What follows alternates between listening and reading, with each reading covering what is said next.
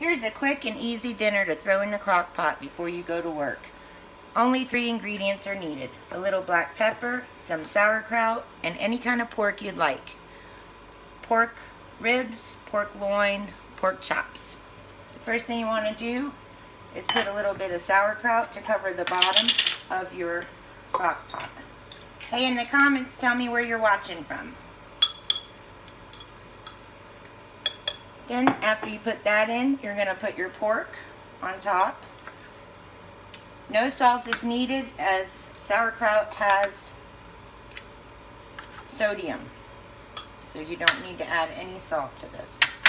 Then you're going to put a little bit of black pepper on top, and you're going to cover it the rest of the way with the sauerkraut.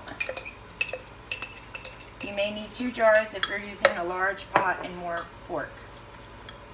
That's it. Cover it up like that. That's all you do.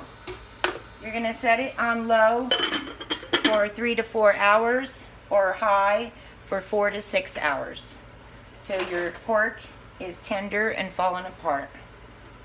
That's it. I hope you enjoyed this video. Be sure to like, share, and follow me.